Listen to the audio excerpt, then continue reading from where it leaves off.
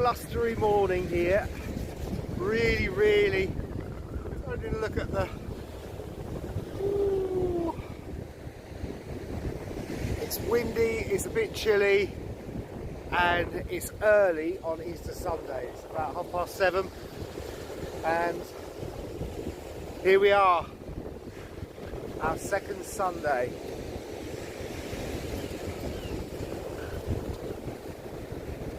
I don't know whether you can hear me. If I can't hear myself when I do the editing on this, I'll perhaps do a little voiceover. Who knows? Who knows? But yeah, this is the dogs. This is their best time of day. It really is. They just, I can't see them. There they go. They adore it. They're slowly settling into other dogs being around and other people being around. But they're the more vocal ones on the beach in the morning, that's for sure. And some people like it, and some people are not so nice about it. Strange people here in Thanet. Sometimes. Anyway, this is the sea this morning. Have another look. Have another look at the sea. Because all of the people in rural France don't get to see this. And this is one of the things that I'm absolutely adoring about escaping from rural France, and I'm going to go more into that a bit later on. But this is one of the things that I'm absolutely loving is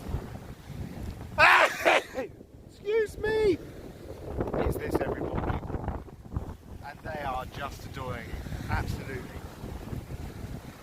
I'm going to give you a bit of a show and tell of the house as well this morning, just so that I stick to my promise just a little bit later and under different situations.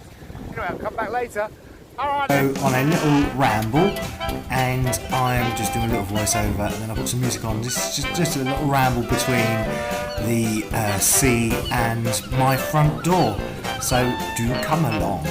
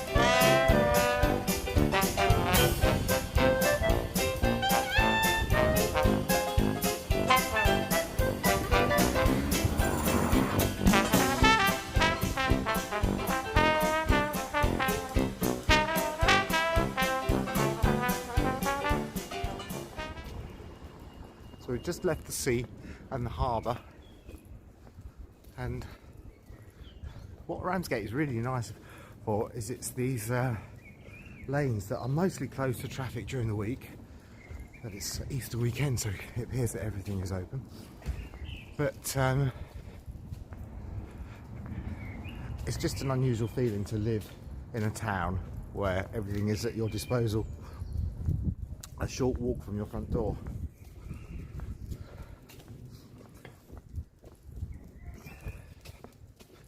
So it's a quite nice little road with all very independent, which is the joy of this.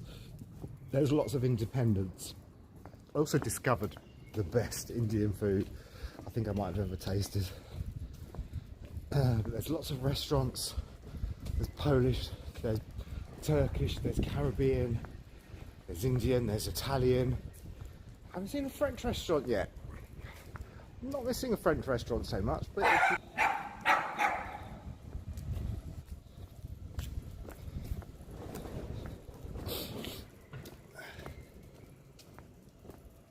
sure that doesn't go on here.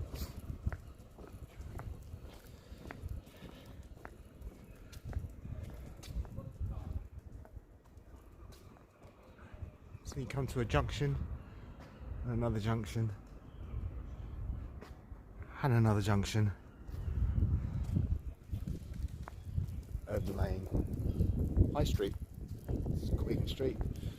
must just tell you that one of the best things about escaping rural France, I know they have these restaurants in cities and towns, but in rural France it's impossible to get these. And I'm not plugging them at all, but that was my first night here. A 6-piece bucket, which I couldn't eat because it was too much, but it's there.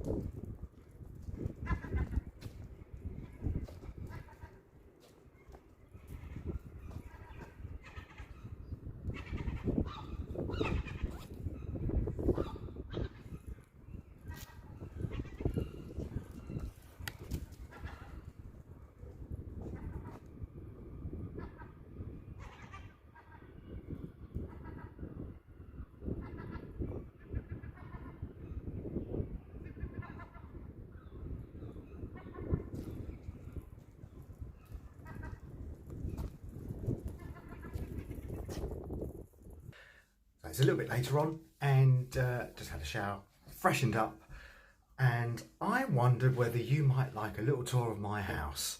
Now it's kind of like it's got some stuff in it and it looks a little bit more orderly and tidy.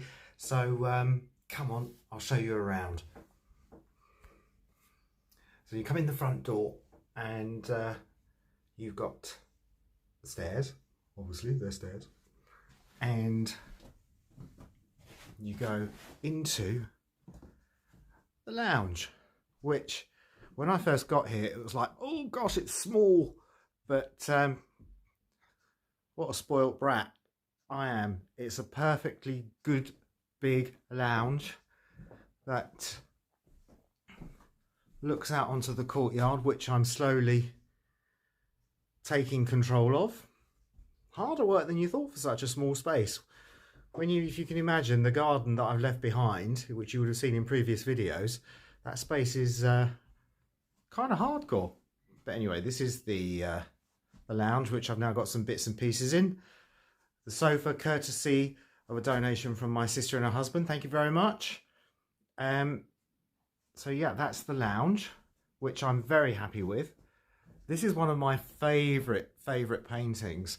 I bought this in the déchetterie, not the déchetterie, the recyclery in Bergerac for like €1.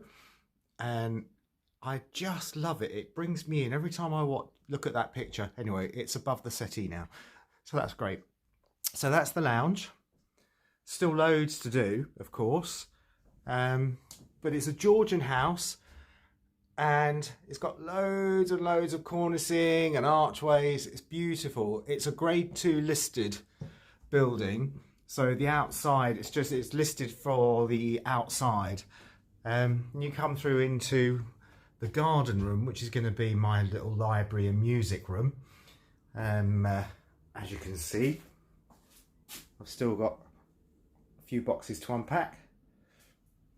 But that leads out onto the courtyard, which honestly it's not big enough, and the dogs are having trouble with it because they're used to, particularly last thing at night, they're used to just running around the perimeter of our garden in France and pee, and they're struggling to pee out here.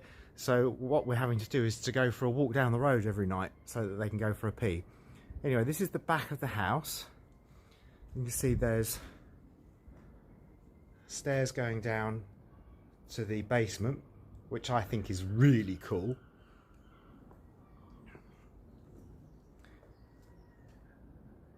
So there's some outside work to be done, but then it goes all the way up. So it's a very tall, thin building, and it's in a terrace of well, it will be a terrace of about 8, but at the moment they're renovating next door, and that's going to be offices. But these terraces, there's 3 more. There used to be 4 apparently, but one was bombed during the war. But they're all grade 2 listed along this terrace. So everyone's taking really nice care of them, which is good. We go back in. A ladder that was already here, thank goodness. I must just say, big shout out to Cook & Co, the estate agents that looked after this for me. They were amazing. So if anyone's looking to move to Ramsgate, try and find a house with Cook & Co. They were incredible. Big shout out. You go up. Oh no, let's go down. There's so many stairs in this house, it's going to keep me kind of fit. So anyway, we go downstairs from the ground floor into, which is the space that I probably love more than anything else, is the diner with a lovely fireplace, the wood burner, and the kitchen. I think this is just a great space. And what eventually I'm going to do is, it's going to be a living space as well. So down the table will be moved, but there'll be a sofa put over in that corner and a TV over there, so that one of the things you realise quite quickly is when you're making your dinner and you want to go and watch something on the TV, you have to keep going up and down the stairs. So it would be nice to get a living space down here as well, which will happen in time. Yes, the dogs are following. Mabel has FOMO, big FOMO. She doesn't like to miss out on anything. So then we go back up more stairs into a bathroom, which is, I think, a really nice bathroom. I found these scales this morning at the back of the airing cupboard, put a battery in them and they work, and I weighed myself for the first time in donkey's years. Quite impressed actually. 11 stone, 11 pounds, or 74 kilos. This is going to be a spare bedroom. Well, it is a spare bedroom. It was a toss-up for me because this is the biggest bedroom in the house and it's on the first floor. But I was keen to think, well, I'll show you when we're upstairs, and the bathroom is just there. And I'll tell you the dilemma in a minute. And then this is now going to be, this was another bedroom, but it's now being set up as my office and workspace. It's a bit of a tight fit. That just shows you the work that I do. It's a bit of a tight fit, but it will work because I'm not going to be running a business from home. It would just be the odd client, 1 or 2 clients. Anyway, that's the workspace, which I really, really like. One of the things about this house, which I'm finding really a novelty, is central heating. So up again, and this was the dilemma, because the downstairs bathroom has a shower over the bath, but this floor has a walk-in shower, and I've never had a walk-in shower before. And it's right next to the smaller of the 4 bedrooms. Well, it's not small, it's a really good size once I've got it all sort of set up. But the idea is that I keep it as minimal as possible. But it's on the top of the house. And I don't want to have any furniture in here, just going to have some sort of chair in the corner, because the bedroom next to it is going to be, at the moment, my dressing room, and there'll be a sofa bed in there as well. I have to say, Action, it's one of the things I miss most about France, is the Action stores. So my dilemma was, do I have the bigger bedroom with the shower over the bath, or do I take the smaller of the big bedrooms and have the shower walk-in next door? And I decided to have the shower walk-in next door. Just before COVID hit, I had some funds to convert, not to convert, but I had a big empty room upstairs in my house in France, and the plan was that I would put a walk-in shower and a toilet and a sink in this bedroom, so it would be like a little suite, which would have been amazing. And I had the money put by, I had the plumbers come up and give quotes. Come on, out you come, come on. I can't leave them in rooms because they'll take the stuff out. Come on, out you come. There they go, there they go, well done. And then COVID hit, and the money that I had put aside for the bathroom then got swallowed up with the fact that we couldn't work for a year. So I've never had that kind of money again to be able to do the bathroom where I wanted my walk-in shower. So that kind of like, there's a walk-in shower, I'm having a walk-in shower, and it is the best thing in the world. So that's just a little tour of the house. I wanted you to have it, but as I said before, there was a time when it was like, I just want to have some time on my own where I feel the house and I get into the house and I see just how I feel about the house. And now I'm ready to show you. And I just did, I think, tour of the house, which I have to say I absolutely love. It's a really warm house. The day I walked in, it just had a really nice feel to it. So whoever's lived here, whoever's lived here over the last 200 years, it's been a kind house, and I hope that the kindness continues for as long as I live here. So what's it been like in the last week? Well, it's been a game of two halves, I think. The first half of the week, I started to feel, not started, but carried on feeling really, really homesick. All the things that I didn't think that I would miss, I missed. I missed everything.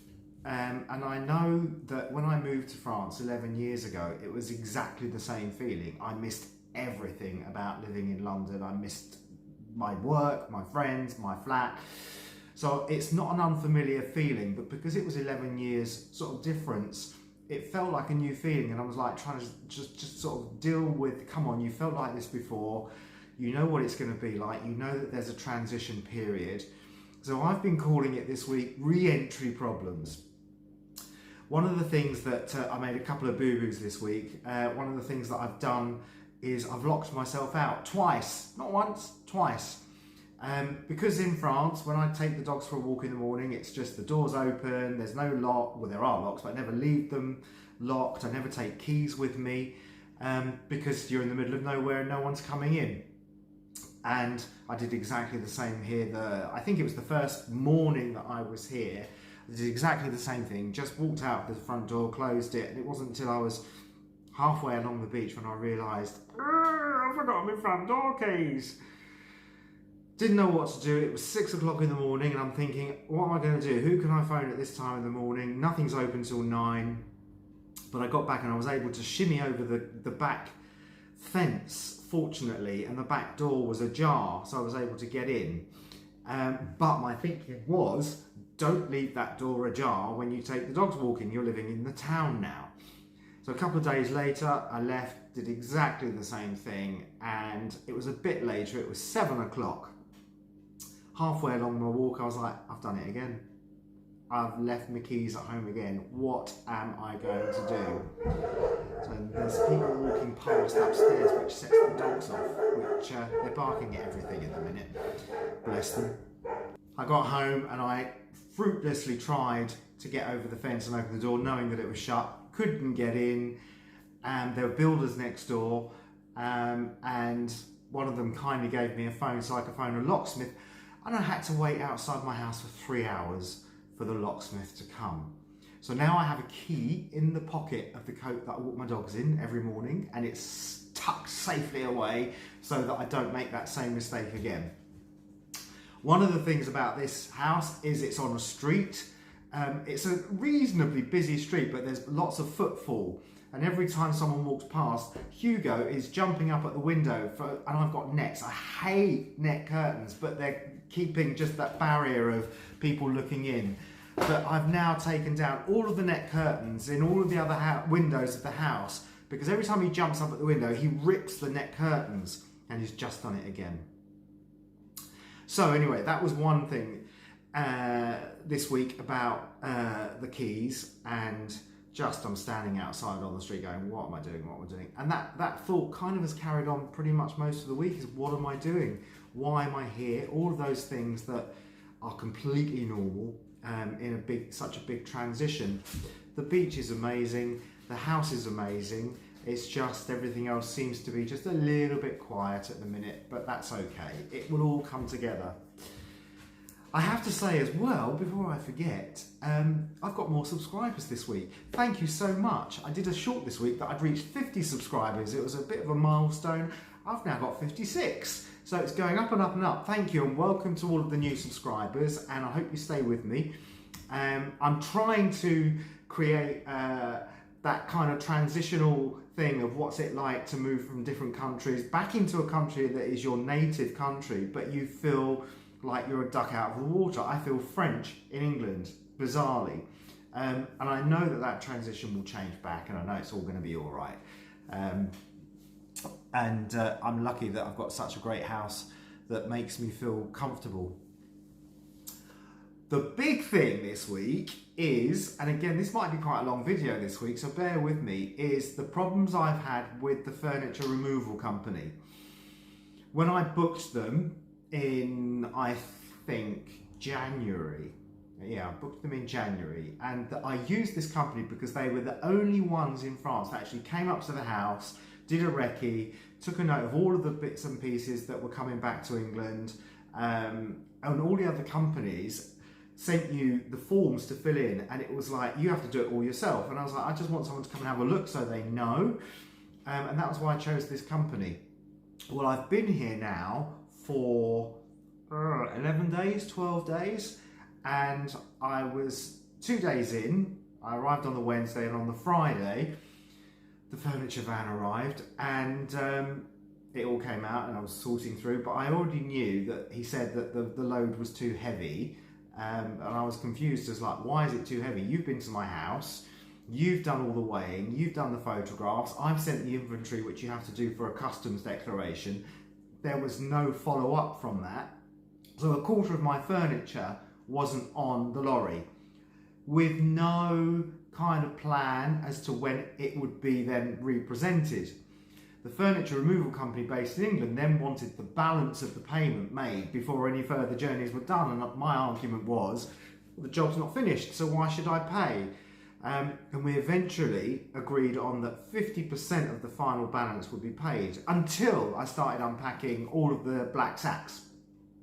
So in the black sacks there were all the, just everything, the soft stuff, the clothes, the shoes, the jackets, the coats, the duvets, the bedding, all of that sort of stuff. And I was going through every single bag and doing everything that was coming was being washed. So I was systematically doing everything through the laundry. And as I was coming to the end of the bags, I was like, I've got no clothes. I'd arrived with a small suitcase in the car with enough clothes for 4 or 5 days. And there was one sack of other bits and bobs. But I was thinking, well, where's that pair of jeans? Where's that jacket? Where's that shirt? Where's that jumper? Where's my hoodies? And it turns out that none of it is here. So I've basically got no clothes, no shoes, apart from one pair, no hoodies, and I wear hoodies religiously, and a quarter of my furniture. And the furniture company didn't seem to know quite where it all was. But until I paid the full balance, they weren't going to go and investigate. Eventually, it turns out that it's in a lockup somewhere near Dover. So my offer was, well, let me go down to Dover and I can meet someone there and I can put it all into my car. Oh, there's no one going there. So my furniture may be coming next week. My clothes, everything is still somewhere, apparently in this country. But I have said to the furniture company, because they're insisting on 50% of the balance paid, until I see evidence that my clothes are actually where you say they are, I'm not paying them anymore. So that's been a really unsettling experience. It's been frustrating. It's made me really upset, because it's like my gut feeling was not to use this company, but I did because they were the only one that gave me the assurances. They came to the house, and yet here we are 12 days in with so much stuff that's still unaccounted for. So that hasn't been a good start. And that's kind of where we're at the minute, I think. I don't know what the next week is going to bring. I don't know. Work hopefully will start rolling in after Easter, and the meetings that were supposed to have happened and haven't. One of the things I'm finding here as well is that people are really slow to respond to emails, and you have to keep chasing, and you don't want to keep chasing because it makes you look desperate, but you do want to start work, and then an arrangement to go somewhere in the morning, but was to be confirmed by the mid-afternoon, by the evening wasn't confirmed, then an apology after I chased it up in the evening was, oh, we didn't get it sorted, it'll be after Easter. And it's like, I'm finding that quite frustrating because obviously you want to get moving as quickly as possible, and by working you're then fitting into another network of people that you'll get to know, and that will lead on to other things. So that's also quite frustrating. So I'm finding there's only certain things that I can do in the house before I just think, well, what am I going to do? What's to be done? Anyway, it will all get sorted. I do feel more positive as the week's gone on. I have begun to feel more positive, and that's because I've had some lovely support from my French friends, and my French clients have been so super wonderful. So I've got to thank them because they've been amazing. Thank God I love the house, and thank you all for the subscriptions and for watching. I know this is going to be another long video. I will get them shorter, but there's sort of a lot going on, and I want to share it with you. And drop some comments if you feel like commenting, because I'm always up for comments. There was one unkind comment a couple of weeks ago, but I think that when you follow other people on YouTube, you can see that they get thousands of horrible comments. So I think my one horrible comment was pretty okay, and I dealt with that, I think, quite nicely. Please like and subscribe and share and do all those things, and my subscriptions are continuing to grow, my viewing hours are continuing to grow, and YouTube is still talking to me, so it's all very positive, and I'm loving that process of YouTube sort of suddenly recognizing you rather than you trying to push YouTube. Still a long way to go, but you know what? I will never be one of these people. If I hit the numbers, I promise you, I will never be one of these people that brings you in and then starts saying, oh, you can donate here, you can donate here, or you can be patrons because of this and because of that, and I can't afford to do something, and I'm trying to find this gift, I'm trying to buy this, but I just can't afford it, I can't justify it. I'm not ever going to be that person. I'm doing YouTube because I love it, and it's teaching me a new skill, but it's also the potential that when you hit numbers, you then start earning revenue from YouTube, from nowhere else, just from YouTube. That's my intention. Anyway, have a good week. Happy Easter, by the way. Hope that you're all going to have a nice day. I'm going to open a bottle of fizz and probably drink a couple of glasses and fall back to sleep. And I will speak to you all during the week and next weekend.